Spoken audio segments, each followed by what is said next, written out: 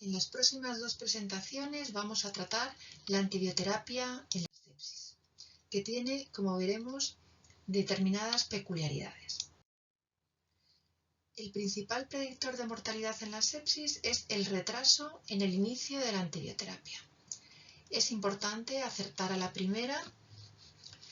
Se producen alteraciones hemodinámicas que suponen la necesidad de una distinta dosificación de antibióticos y se producen rápidos cambios clínicos, lo que debe llevar a una frecuente reevaluación y ajuste del tratamiento.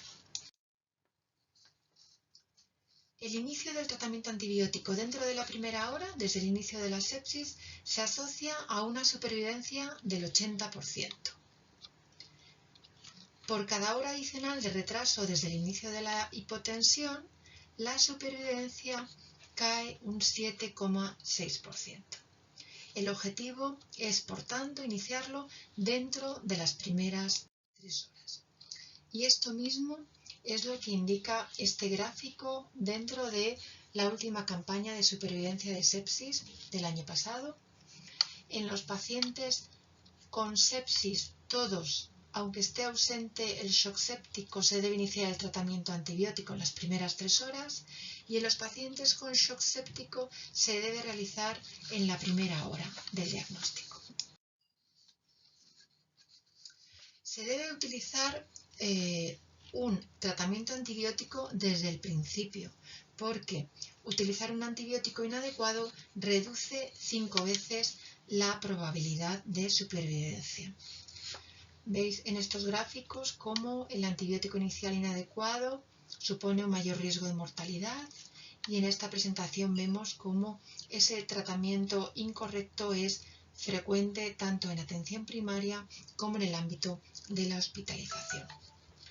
Y es frecuente no acertar en la sospecha de microorganismos resistentes en los pacientes. Debe aprender a sospecharse.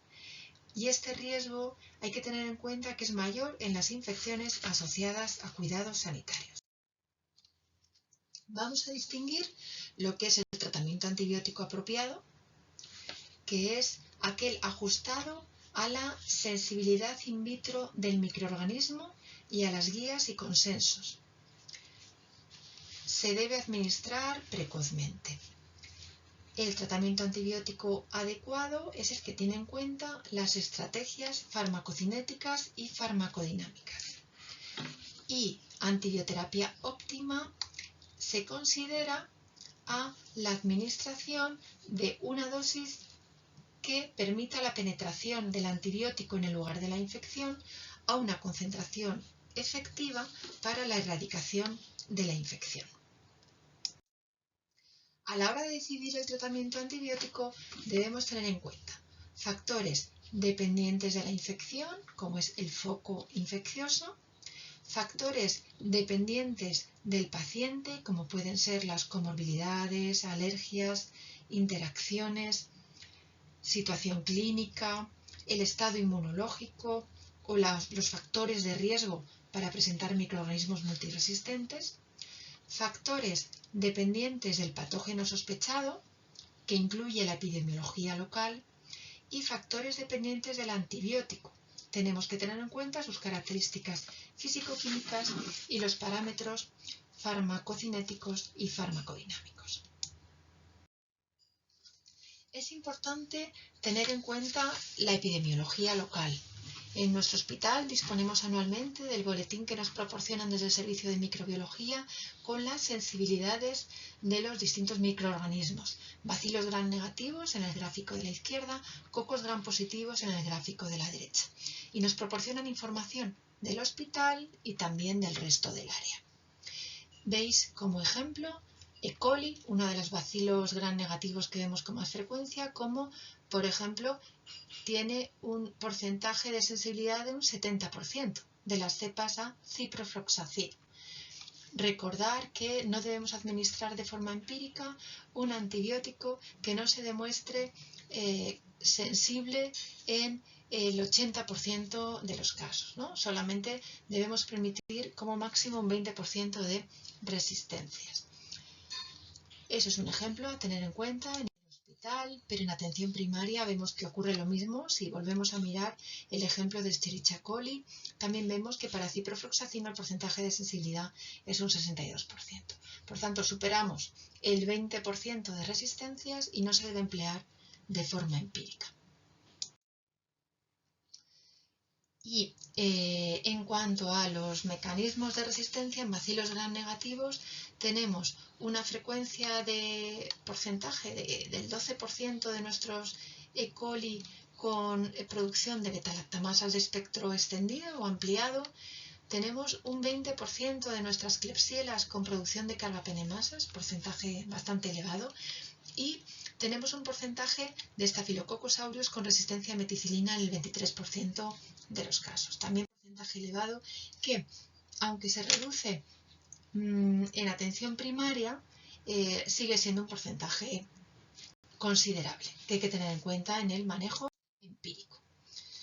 Y esas sensibilidades se tienen en cuenta en nuestro hospital a la hora de elaborar la guía de recomendación de tratamiento empírico de las infecciones. Y dentro de estas existe un apartado del manejo empírico de los pacientes con sepsis sin foco inicial conocido. Cuando un paciente séptico tiene un foco conocido, debe manejarse como la infección correspondiente, como es el caso de la neumonía o es el caso de la infección urinaria. Cuando un paciente presenta una sepsis sin claro foco, tenemos que tener en cuenta como siguiente paso si tiene comorbilidad.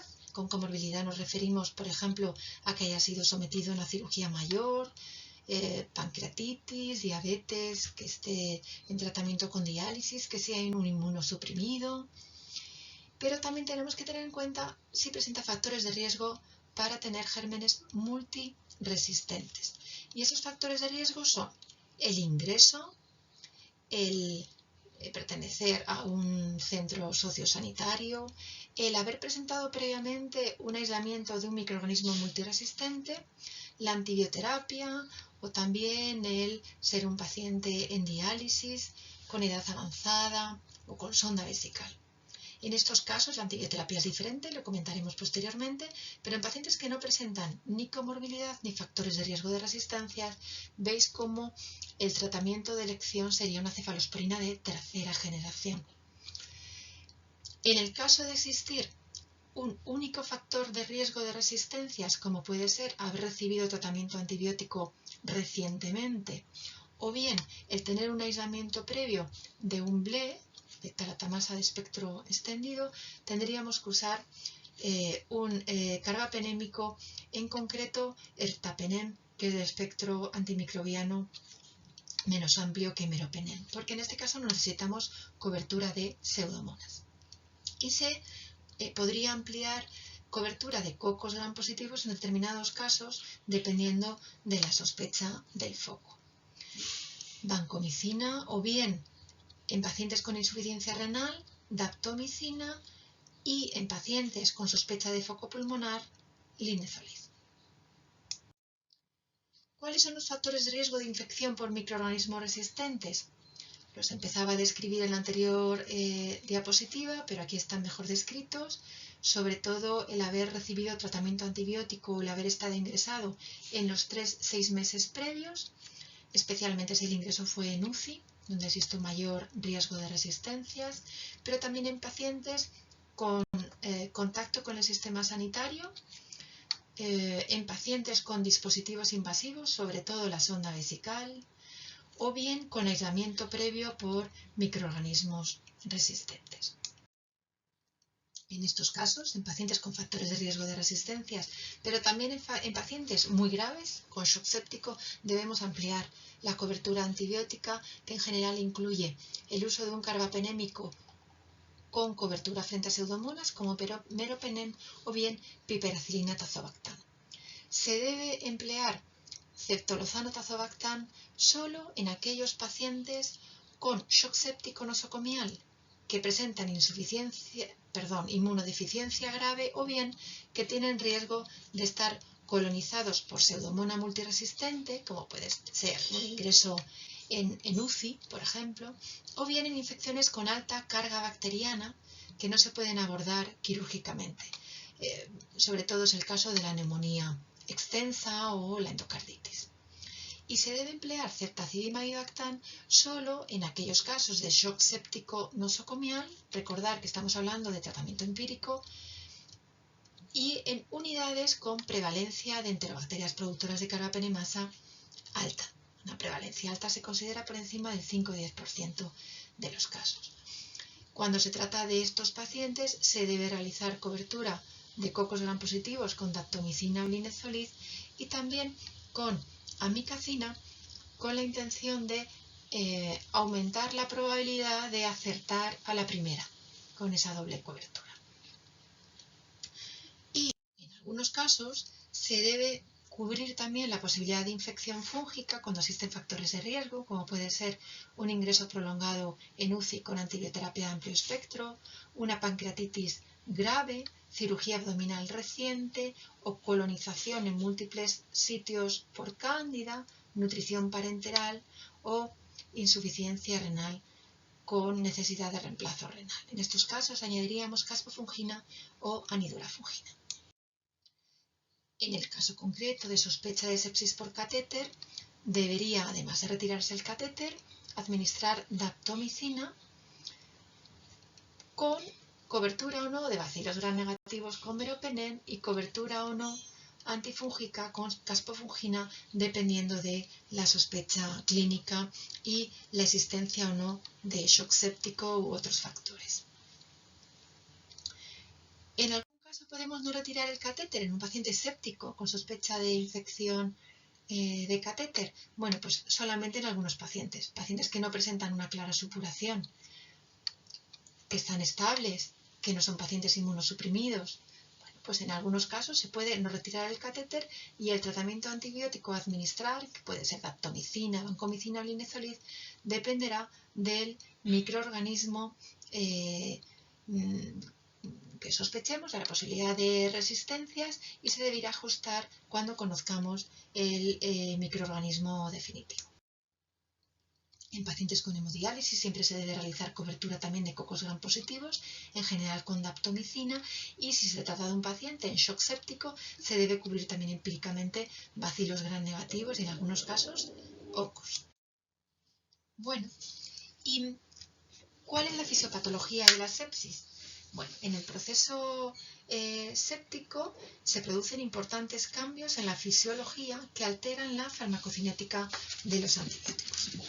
Se producen cambios en el volumen de distribución. En la sepsis se producen mediadores endógenos con un efecto vasoactivo, que puede ser vasodilatador o vasoconstrictor, que ocasionan cambios en la permeabilidad vascular. Esto, junto con la administración abundante de fluidos y la hipoalbuminemia, van a producir edema intersticial.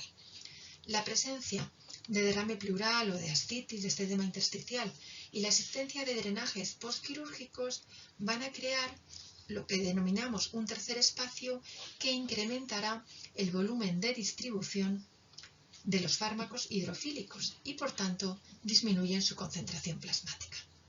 Estos cambios, sin embargo, tienen poca influencia en los fármacos lipofílicos que difunden en el interior de los tejidos. La infradosificación puede tener lugar en lugares restringidos al paso de los antibióticos, como son el sistema nervioso central o el ojo. Sin embargo, en la sepsis, la infradosificación puede tener que ver también con una presencia de una elevada carga bacteriana en zonas accesibles a antibióticos, como pueden ser algunos casos de neumonía o endocarditis, como describía previamente. Algunos antibióticos, como son los beta-lactámicos, son más sensibles a la carga bacteriana, es lo que se conoce como efecto inóculo, y ven ralentizada su actividad bactericida en presencia de concentraciones altas de microorganismos. Esto afecta menos a otros antibióticos como quinolonas o aminoglucósidos. Se producen en la sepsis también cambios en la vida media del fármaco. En las fases iniciales es común que el tratamiento agresivo con líquidos y con drogas vasoactivas dé lugar a estados de alto gasto cardíaco, de tal manera que aumenta la perfusión renal y esto puede aumentar el aclaramiento de los antibióticos y su eliminación, sobre todo los hidrofílicos, disminuyendo por tanto su vida media. Por el contrario, a medida que progresa la disfunción orgánica, pueden coexistir estados de bajo gasto cardíaco con disfunción renal, disminuyendo el aclaramiento del fármaco y por tanto incrementando su vida media, su acumulación y posible toxicidad, debiéndose considerar un descenso de la dosis. En los pacientes sépticos es frecuente necesitar técnicas de reemplazo renal, como puede ser la diálisis, y para el cálculo del índice de extracción habrá de tener en cuenta, además de las propiedades físico-químicas de los fármacos, las características de la técnica de depuración empleada. Los antibióticos lipofílicos no ven alterado su volumen de distribución, ya que su aclaramiento depende de la función hepática. Para que un fármaco de metabolismo hepático vea alterado su aclaramiento, la función del hígado debe reducirse un 90%. Y también se producen cambios en la fracción libre del fármaco. Los antibióticos con elevada unión a proteínas se eliminan más en situaciones de hipoalbuminemia, como la sepsis grave, por lo que pueden producirse también infradosificación. Y en determinados casos habría que aumentar la dosis en base a todos estos cambios. ¿Y qué importancia tiene el que un antibiótico sea hidrofílico, como son betalactámicos, aminoglucósidos, o lipofílico, como las quinolonas, macrólidos, linezolid, etc.? Bueno, la dosis inicial de un fármaco viene dada por el volumen de distribución y la concentración plasmática que deseamos. Cuando un fármaco se une mucho a los tejidos, el volumen de distribución es grande. Esto ocurre con los antibióticos lipofílicos. Mientras que los fármacos que permanecen en el torrente circulatorio tienden a presentar volúmenes de distribución pequeños, como es el caso de los antibióticos hidrofílicos, y ejercen su acción en el espacio extracelular.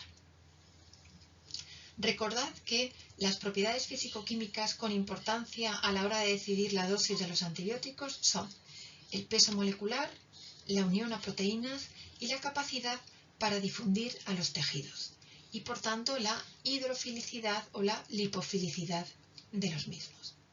La fracción libre del fármaco es la porción activa. ¿Qué diferencia hay, pues? Los antibióticos hidrofílicos no son capaces de atravesar la membrana plasmática, por lo que su distribución se ve limitada al agua extracelular y al espacio intravascular, y su eliminación es por vía renal. Mientras que los antibióticos lipofílicos pueden atravesar barreras y distribuirse intracelularmente, y su metabolismo suele ser hepático. Por tanto, estos antibióticos son activos frente a microorganismos intracelulares, a diferencia de los hidrofílicos. Finalmente, os paso esta presentación con las dosis recomendadas. En general, en los pacientes con sepsis se deben emplear dosis altas inicialmente, que luego ajustaremos posteriormente dependiendo de la evolución. Y es importante recordar que también en el caso, por ejemplo, de los beta-lactámicos, que son antibióticos tiempo dependientes, puede ser útil el empleo de infusiones continuas que permitan mejoras en los parámetros farmacodinámicos. Para acabar, os introduzco la siguiente presentación, que trata de optimizar el tratamiento antibiótico dependiendo de la evolución del paciente en los siguientes días.